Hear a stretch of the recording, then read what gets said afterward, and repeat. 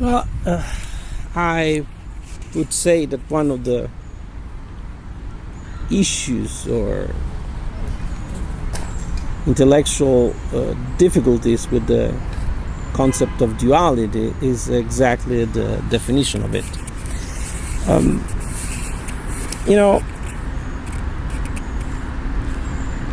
as far as I can think, there are different concepts of duality between East and West, for example. But if you analyze this a little deeper, you will see that there is actually some sort of intellectual unity between East and West on this concept. I try to explain that a little bit in detail. In Asia, for example, it's very well known, even today, among the people, the concept of non-duality. Now, this is the translation we have for this ancient Chinese Asian concept. But if you go to Buddhist temple, for example, you will see that there is a sign that it's look like non-two, absence of two, which a better translation would be unity. And this is because the ancient Chinese, ancient Asian thinking has survived better and longer than in the Western tradition. So the sense of unity that in Asia is not just a philosophical concept, but it's also a moral and ethical and a theological, in the way we understand theology, concept, has an equivalent also in our culture in very ancient form of thought. Of course, you have to go back to the Greeks as usual. And in the Greek thinking, you have the great monist who is Parmenides. Now, Parmenides is the one, it is said that Parmenides is the one that comes with the definition of being. Okay, this is all the scholastic, the school tradition, the academic tradition. But that's why the idea of being in Parmenides' philosophy is represented for us like a huge, milky ball, spherical being. But if you want to reduce the thinking of, or if you want to compare the thinking of Parmenides to this idea of non-duality, you will find that in him as well. That's why Parmenides is difficult to handle from a logical standpoint, because it says everything is unity. So everything is one. That's why Plato says we have to commit the parricide, which means we have to kill the father, which is Parmenides, before we can start philosophizing, before we can start thinking in the way that has become the Western way, that is the way of duality. But this way of duality that we in the West have so rooted, so embodied, which is also the way of logic, the way of logical thinking, the way of think of one of the most important categories in Western thinking, which is the Manichaean concept of good and evil, good and bad. This seeing the world through this two ways, to the point that our concept of evil, diabolos in Greek, the devil, contains duality. Diabolos comes from the Greek root duas, which means two. That's why two is the number of evil in many religious traditions. Now, this is also a later development, because if you go back to the root of the Western tradition, which are Athens, and Jerusalem. When you go to the Ancient Testament, you will find again a monistic concept of life, of reality, of everything. Why I mentioned the topic of the devil? Because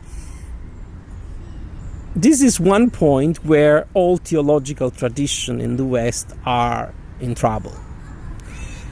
There is the famous question that was raised during the Enlightenment: if God is good, then why evil? Now, several philosophical answers have been given to that. Augustine and Boethius and deny, for example, the existence of evil. They say evil is just what is not, like darkness is just the absence of light. But if you really go to the root of this tradition, meaning to the root of the Western theological tradition, which is Judeo-Christian, you will see that in the God of the Ancient Testament doesn't have this problem, because he's a monistic God, meaning everything good or bad comes from the God of the Ancient Testament. It comes from one. It is often repeated in the Ancient Testament: I am your Lord, I am one, this concept of complete unity, which you will see as well in the book of Job, for example. In Job you have a man, a very wise man, who is mistreated, let's say, by the Lord. The Lord tells that he has a lot of misfortune, even if he's a very holy man. One of the meanings, the many meanings, because it's a very complex and theologically deep story, is that good and evil comes from the same source. In the history of Job, there are parts that for the later Christian tradition are difficult to understand. For example, not the devil, because in the Ancient Testament there is no devil. The Satan, the Shatan would be in the Hebrew, talks to the Lord. He goes close to God and tells him, what should we do there is this communication between God and the Shatan. The Shatan of the Ancient Testament will be then, through the Greek influence, turned into the devil into the New Testament. But they're two different figures. The New Testament is the fallen angel. In the book of Job, it's just somebody who goes up and down between the earth and the sky. You have the same figure in the Garden of Eden, the snake. So there is a relationship. I mean, it's a presence, because if God is almighty, everything comes from him. So this is a strong monism that we have lost in the West, but has maintained itself in the Eastern tradition and partially in some mystical tradition of the West as well. Because, just on the tip of the tongue, I can think of Meister Eckhart, for example, or Dionysius, the Areopagitus, all mystical thinkers, deep religious thinkers that had also a monistic concept of the divine, which is not the typical concept that you will see or find in religion. But you might ask at this point, but why we went through the religious thinking? Well, because this is the basic, the formation of what later develops. We always say and talk about philosophy or political thinking, but as they are at the beginning of history, but they are not. At the beginning of the conceptual history of mankind, there is always a religious thinking, and also a deep connection between religion and power, etc. But there is religious thinking. You see by the fact that not just that the most ancient documents are religious documents, or by the fact that the most ancient structures we find are religious structures. In Turkey, for example, there is a temple that is about 13,000 years old. And we know nothing about the people who built that, why they built that, but it's an incredibly elaborate art. Göbekli Tepe, I'm very bad at pronouncing the name. And it's definitely a religious structure. So the beginning is religious. You see that also, if you want, other testimonies, but the fact that all kings were also religious in a way. Some of them were gods, like the Egyptian pharaohs. Some others were in direct contact with the god or related or this type of thing. Because the original thinking of mankind is religious. And that's where monism comes. Of course, then you can say that the monist religion, they turn into dualist religion because of historical development, because of the fact that they were seeing the explanation of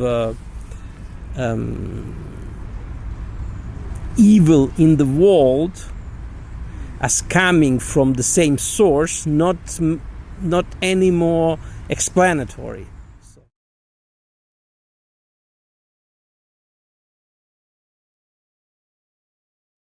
The point is that in ancient times, male and female were not seen as a duality, but as just opposites.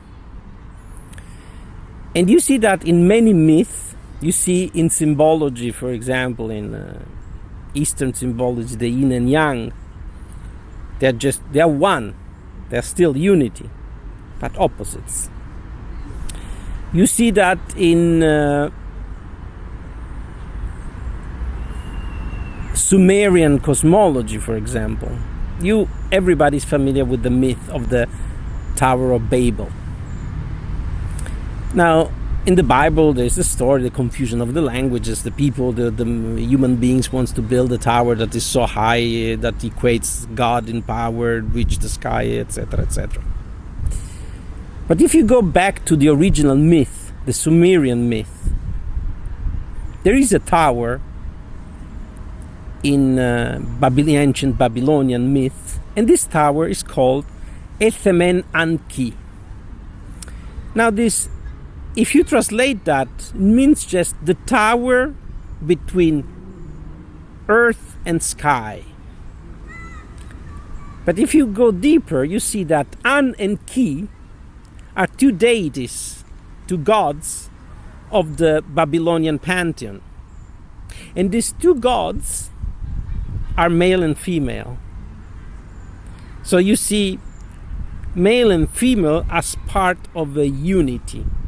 Even grammatically, there is a category, grammar category that we don't have anymore in most Western languages, but it still exists in Greek and in ancient Greek, which is the dual.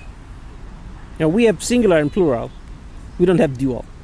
That's why there is a certain ambiguity in most languages with concepts like trousers, sisters, because the two are the one, you know. But for a Greek, there is no ambiguity. It's a dual. And what is one of the concepts that is dual in Greek? Is the uranos. Is the sky. And that's the same word that is used in the translation, which is the only one text that we know in the gospel is a translation. The only document attributed to Jesus is a Greek document, or from which we infer the life of Jesus is a Greek document. We don't have anything original from Jesus, because Jesus did not speak Greek. He spoke Aramaic, Hebrew. So in the people who wrote the gospel, this document in Greek, when Jesus said the famous prayer, our Father who are in heaven, etc., the holy prayer of Christianity, there is a passage that says who high in heaven. This heaven is Uranos. Uranos is dual. Is a concept that is not one, not singular, not plural, like the sister.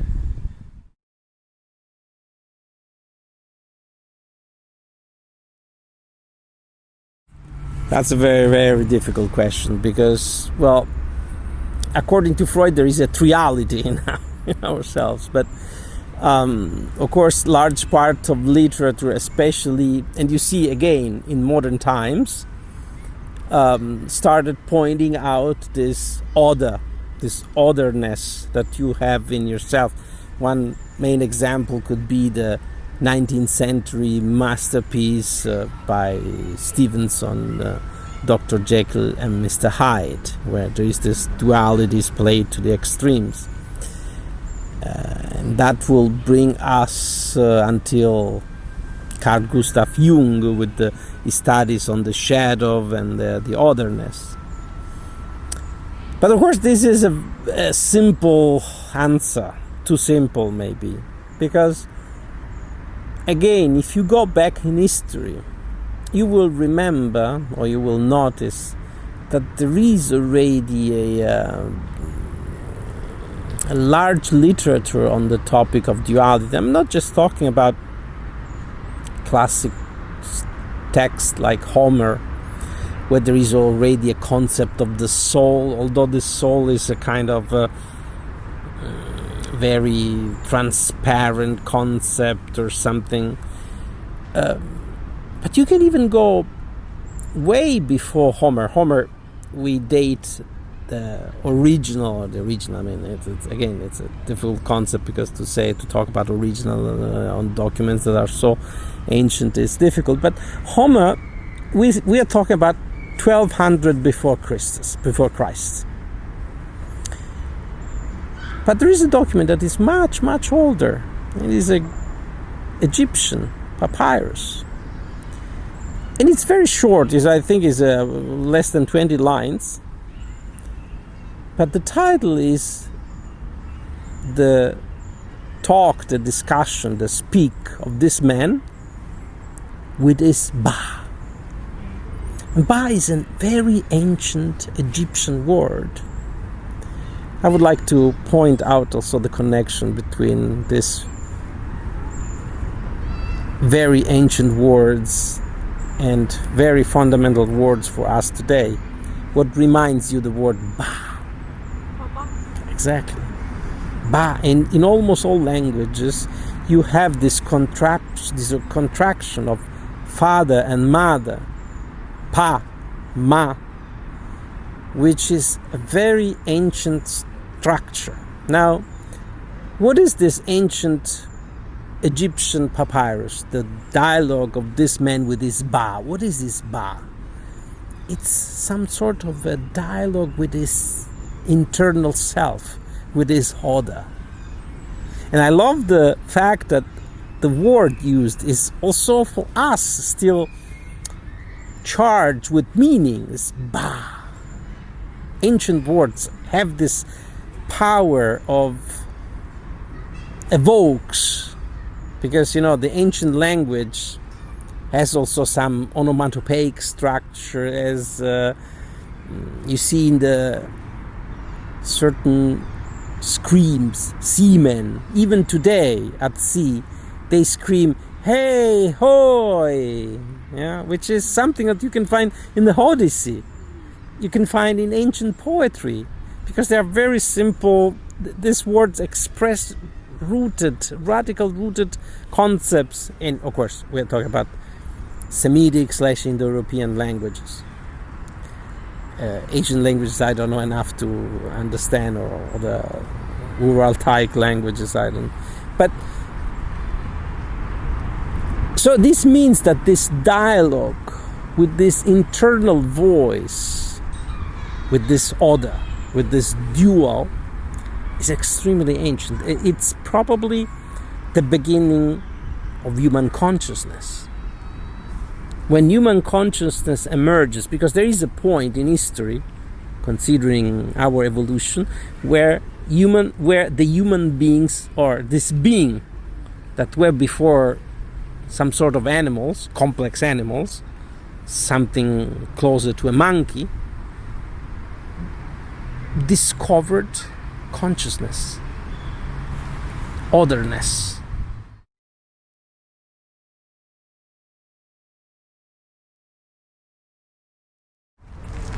What is, for example, very appealing about this composition here, these sculptures? We can easily see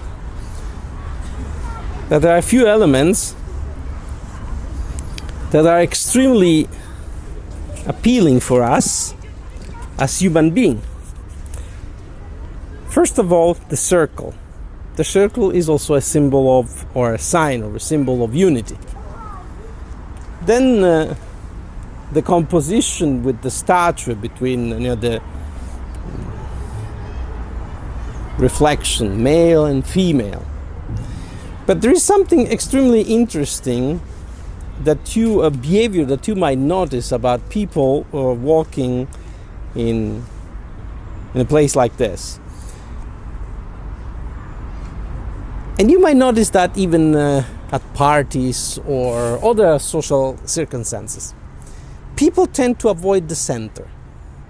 Why is that? See, in so many ancient temples, you have spherical, circular temples. Among the most ancient temples are circular. But there is also another reason. I mean, we tend to underestimate or not to understand properly what the nature of ancient religion was. The nature of ancient religion started most likely from the cult of the dead, meaning it had a very familiar structure, was based on the family. Family is the most ancient form of religion. That's why today people say, oh yes, because God looks like an old grandpa, or like Zeus is always depicted with the white beard, same as the iconography of God. But if we consider this familiar element, the family, as a central element, we should consider another thing that we also discover from ancient architecture. The fire in the house was always at the center. So that's why the center keeps, in the center there is the fire. And that's why people tend to avoid the center even nowadays. There's this, it is so rooted in the human being that at the center there is the fire, that they keep avoiding it even today. If you would sit here near these sculptures, you will notice how many people might sit there, might do other things, but very few will go to the center. And because we are not afraid of this mythical situation, we will go to the center.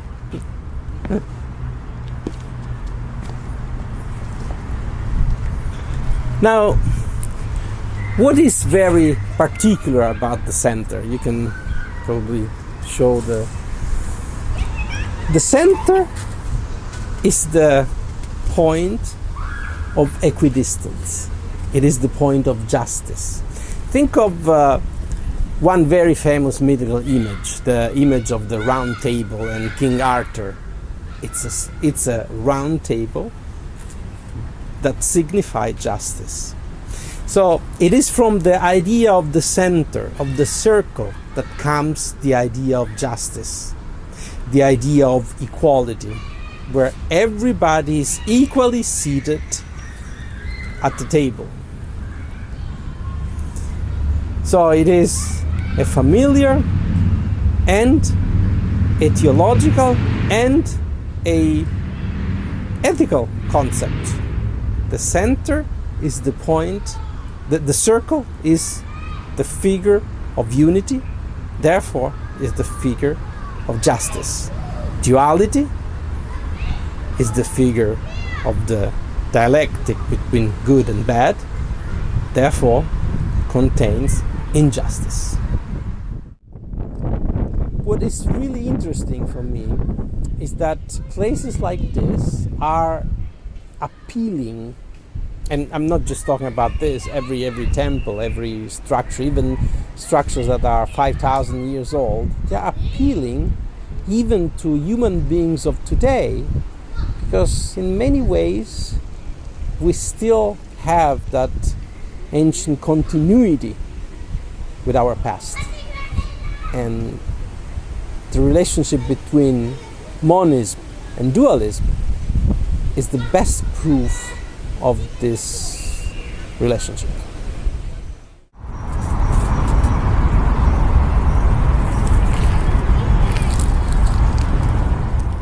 When you are here, when you're at the center, you're more in the unity, you're more one.